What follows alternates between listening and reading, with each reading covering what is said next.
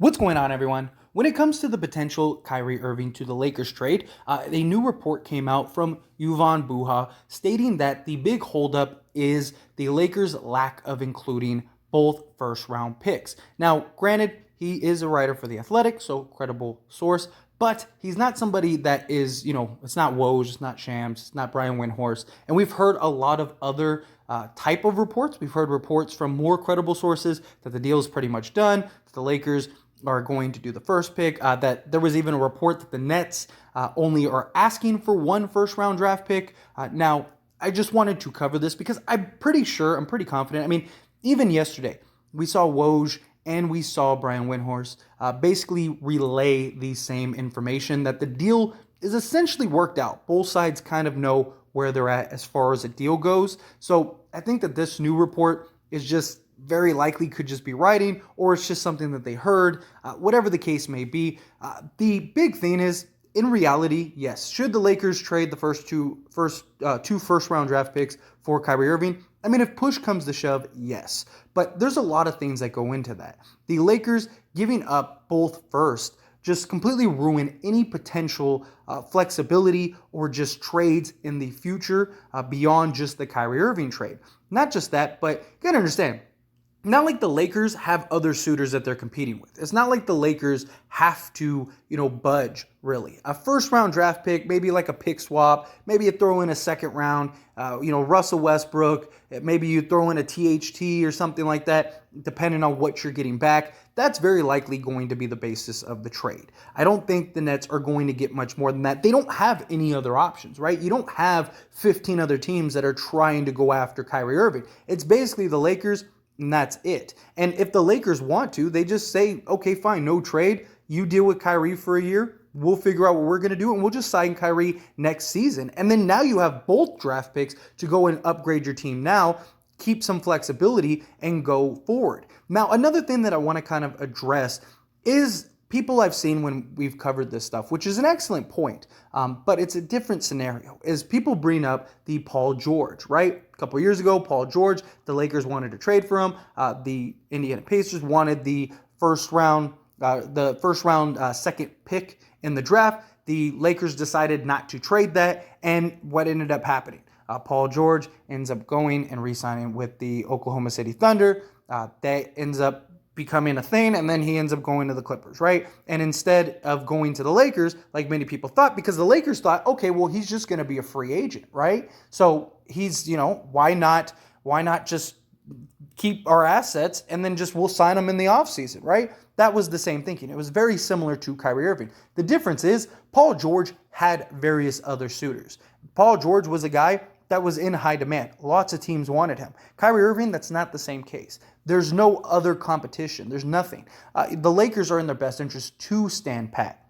The other thing is, too, that we need to keep in mind is if the reports are true that the Lakers are going after Buddy Hield and potentially Miles Turner, which I think is a real possibility, at least with Buddy Hield. Miles Turner, if you do the Kyrie trade, I don't think that Buddy Hield and Miles Turner becomes a thing. I just don't see that happening. I don't know how you get there. Now, if let's say the Kyrie trade is off the table now, right? Let's say the Lakers say, we're not giving you the 2 first-round picks, and we'll just take our chances with Kyrie Irving signing. Well, then now you have the 2 first-round picks, you have THT, you have everything you need to go get Miles Turner and Buddy Hield, and now you could get both. And just write it out, play with these guys. You still have the cap flexibility, sign Kyrie, try to re-sign Miles Turner. You have Buddy Hield, you have Anthony Davis, you have LeBron James. You're good. Now, this is probably the best case scenario if the worst happens and Kyrie doesn't come to Lakers this year. If I'm being honest, I think it's already a done deal. I think that they already have it worked out. They're just waiting for the Kevin Durant. They just want to see what is the option? What's going on here? And the Nets are hoping that maybe a little extra pressure is put on the Lakers, right? August 4th is not that far away, and LeBron has the opportunity to sign an extension. And LeBron is rumored to be putting a lot of pressure on the Lakers to get the Kyrie Irving trade done.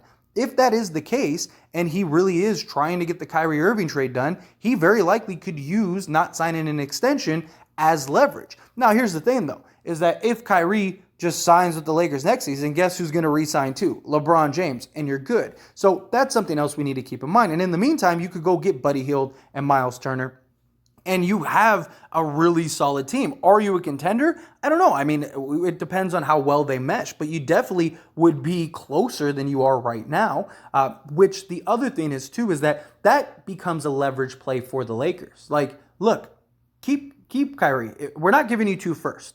If you want, keep them.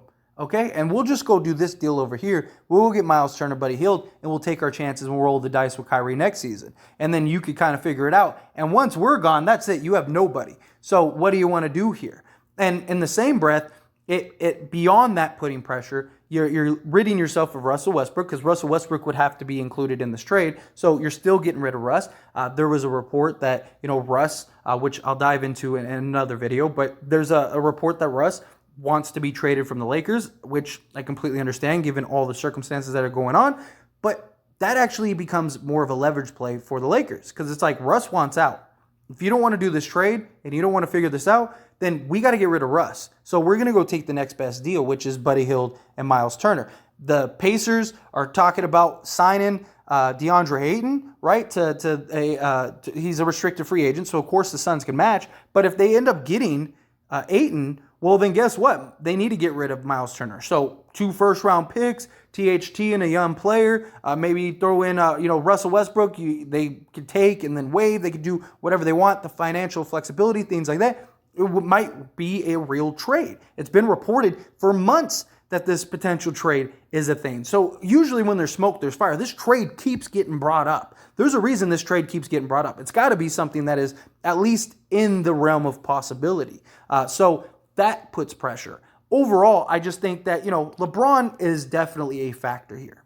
He's obviously a guy that's going to push the Lakers to go get Kyrie. We've seen the kind of awkwardness between Russ and LeBron at the Summer League. All the breadcrumbs are there. Everything is there. I just personally think Kyrie will be a Laker by the time the season starts, right? So technically, the Brooklyn Nets have until basically the September to get this deal done and make the announcement and all that stuff. Something I've talked about in other videos, like as soon as that is official, it changes everything. Because as long as it's not official, even if they have the framework, because the Lakers trade is not going to change, right? It's not like the Lakers all of a sudden, the deal that's there is going to magically be different. Like, what the Lakers have. What the Lakers are willing to give up. That trade's going to stay there regardless. But as soon as you make that official, you lose all your leverage. You have no opportunity to try to pressure the Lakers into anything. You lose that leverage for other teams, for Kevin Durant, all of that stuff. There are so many things that go into making the Kyrie trade official. And I understand a lot of frustration and let's just get the deal done. Why are you procrastinating on draft picks and things like that? It's not even about the draft picks. The Lakers have never been a team that really cared about draft picks. They've always traded the draft picks and done things to go get the superstar, right? That's the Lakers model. We get the superstar. Superstars are what win championships. We've won 17 of them. Go get Kyrie. He's a superstar. But it's about if there were other teams, this deal would be done. Right? The Lakers, if there was other competition that was even, remotely close and was I think the Lakers would give the 2 first-round picks and just say, let's take Kyrie. They wouldn't play these games. But they know no one's coming out of the woodworks. The 2 teams you tried to report wanted Kyrie both came out and said, no way, no how, not going to happen. We do not want Kyrie. So you tried to make a leverage play and it failed. You keep trying to make these leverage plays and they're not working. The Lakers are in the best position by just standing pat and just, keeping it level-headed. Let cooler heads prevail. The deal is going to be the deal regardless. Now, there have been several reports that the framework is already done, that both sides already know what the deal is. I just think it's a matter of time before this gets announced. And I get the frustration, believe me. But at the end of the day, it's entertaining. It is. It's fun to speculate and hear all these other reports and all these conflicting reports. And it's this mystery of what is going to happen, when is going to be the date, all of that stuff. I just think it's a matter of when, not if, when it comes to Kyrie going to the Lakers. I think that, this report is interesting, but I just personally, I don't buy it. I mean, we've heard enough reports from enough credible people that are out there that have said basically all the same thing. that the deal is the groundwork is basically there. Both sides know what the deal is. We've seen Rob Pelinka and Sean Marks be buddy, all of that stuff. Like they have that conversation.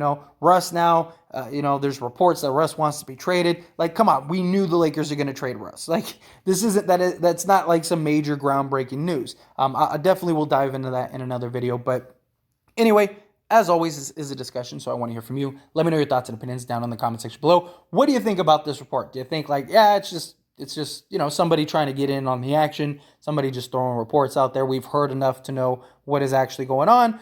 Do you think like, no, like it makes sense, and if you're the Lakers, give up both draft picks, get the deal done. I just my problem is that if the opportunity to get Buddy Hield is there for say 1 first and like a THT and Kendrick Nunn, then I wouldn't give up that other first.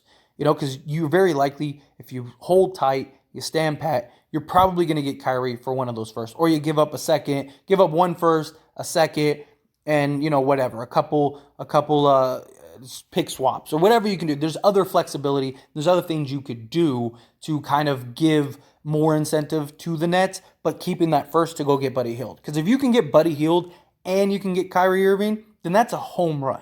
Because you got your lethal dead-eye shooter, you got your guard that can just do everything on the court. It's perfect. So I don't want to see the Lakers lose that flexibility. And worst case scenario, if the Miles Turner and Buddy Hield trade really is on the table, and that's really a thing that could happen, that's not a bad consolation prize if you miss out on Kyrie Irving. Like, that is a real leverage play, in my opinion. You're not talking about Eric Gordon or something like that. You're talking about Buddy Hield and Miles Turner, who would make a huge immediate impact on this team.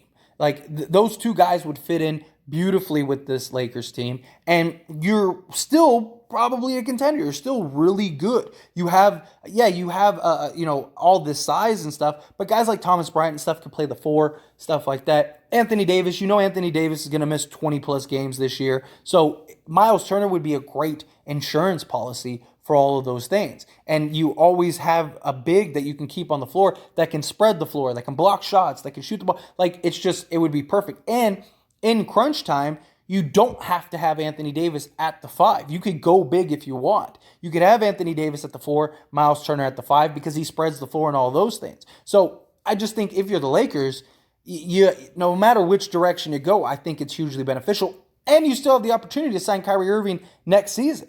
And you're still building a competitive enough team to contend for a championship with Miles Turner and Buddy Hield. So you have that. Let's say you win the championship. You think LeBron's going to leave if he has a championship contender? No. Or let's say you make it to the Western Conference Finals and, you're a tough out in like 7 games or something like that. And it's like, no, we're already a contender. Let's go get Kyrie. Let's sign Kyrie. And now we're definitely a contender. I don't see it happening. I just think the Lakers, they have all the leverage. They have everything. And I do think this deal has already been, spit in a handshake, done. It's just waiting for the announcement. But again, would love to hear your thoughts and opinions down in the comment section below. One last little shameless plug is I did start As It Stands Lakers. It is a channel just like this, dedicated to only the Lakers, because the Lakers are my favorite team. And on this channel, As It Stands, I talk about all teams, all sports, stuff like that. We have football season coming up, so I'm definitely looking forward to that as well. And I just wanted to make a dedicated channel to the Lakers to give the ins and outs. Now, all the big stuff, all the big news and stuff, I will still post here on this channel.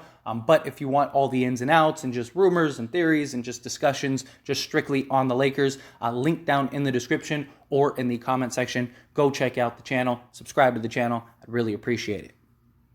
That being said, hit that like button. Helps me out a lot. Lets me know you enjoy these types of videos, and I truly appreciate it. If you're not subscribed to the channel, hit that subscribe button, followed by the bell notification. Stay up to date with all things sports. Join this wonderful community and all of our discussions.